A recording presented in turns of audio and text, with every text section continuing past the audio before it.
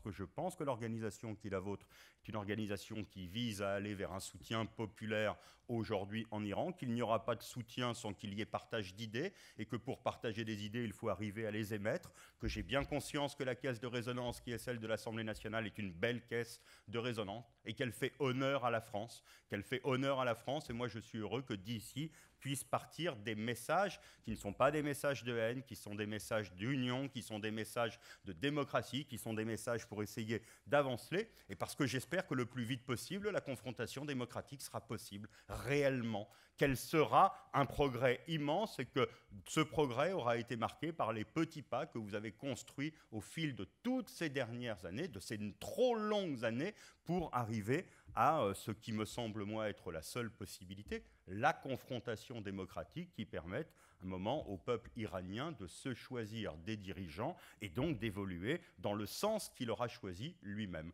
C'est la raison pour laquelle je mets avec mes collègues à disposition cette salle ce soir, demain et après-demain. Merci. Malheureusement, à cause des négociations nucléaires et des ambitions commerciales des pays occidentaux,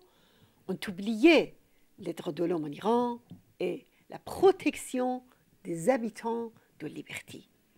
Pire encore, dans ces conditions, le régime profite des visites des délégations parlementaires et commerciales pour faire croire au peuple iranien et aux prisonniers politiques qu'il a le soutien de l'Occident malgré les massacres, les exécutions et les tortures. J'appelle les parlementaires et les chefs d'entreprise à annuler leur déplacement en Iran, comme beaucoup l'ont déjà fait en Europe, parce qu'ils ont refusé d'être utilisés comme une carte blanche pour davantage de crimes. C'est pourquoi nous invitons la communauté internationale, et tout particulièrement la France, à agir. Premièrement, dans les négociations nucléaires, il faut imposer le protocole additionnel. Il faut arrêter définitivement l'enrichissement et le programme de missiles de régime. Dès lors qu'il s'agit pour le gouvernement iranien de démontrer une transparence réelle et qu'il ne veuille pas se doter de l'arme atomique, ce sur quoi nous avons, hélas, raison de douter, et pas simplement en raison de son attitude pendant les négociations, mais tout particulièrement quand on observe son comportement agressif et expansionniste, notamment dans des pays voisins, en Irak et en Syrie, où il soutient jusqu'au bout des dictateurs sanguinaires, je crois que l'adjectif n'est pas de trop. Les visites et les délégations de toute nature qui sont invitées à se rendre en Iran rentrent dans cette stratégie pour le pouvoir iranien d'une normalisation, sous couvert d'une bonne volonté pour régler la question du nucléaire iranien, dont on ne sait pas si elle sera d'ailleurs à la fin effectivement réglée ou pas.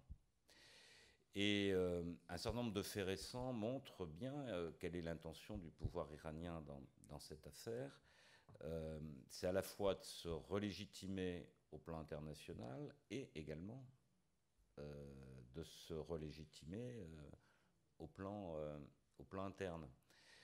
J'en veux pour preuve que ce qu'ont été les réactions du pouvoir iranien sur deux visites récentes, qui ont été celles d'une part de Catherine Ashton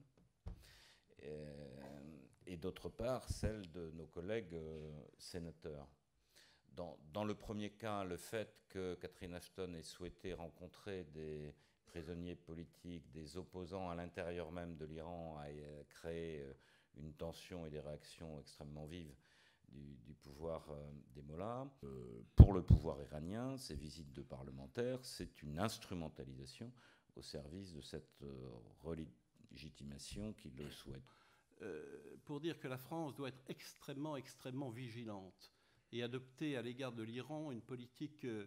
de très grande fermeté. Ne nous y trompons pas d'ailleurs, si la France, qui est une puissance qui intervient en Iran, ne serait-ce que sur l'affaire du nucléaire iranien, a pu obtenir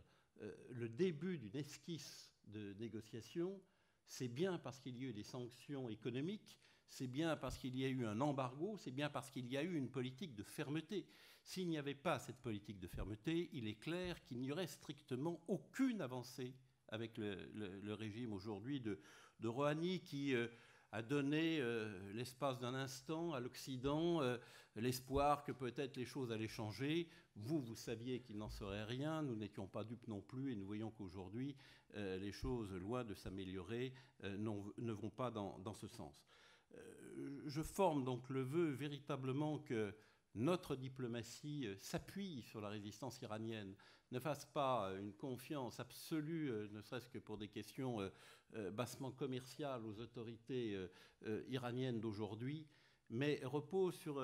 l'avenir de l'Iran. Et l'avenir de l'Iran ne peut exister qu'au travers de ceux qui s'opposent au régime actuel des mollahs. Quand je lis par exemple que les exécutions ont augmenté en Iran en 2013, et je lis ce qu'Amnesty International a écrit, les autorités ou des médias contrôlés ou autorisés par l'État ont reconnu officiellement 369 exécutions, 358 hommes et 11 femmes, soit une hausse de 18% par rapport à 2012. Il existe toutefois des éléments crédibles montrant qu'un grand nombre d'exécutions ont eu lieu en secret, et selon des sources fiables, au moins 335 autres exécutions ont eu lieu concernant des femmes dans 18 cas au moins. Ceci porterait le nombre total d'exécutions à 704 au moins pour l'année 2013. Je dis que quand on lit ces chiffres, on ne peut pas se permettre de faire un déplacement dans un pays tranquillement, la fleur au fusil, sans avoir des mots à dire.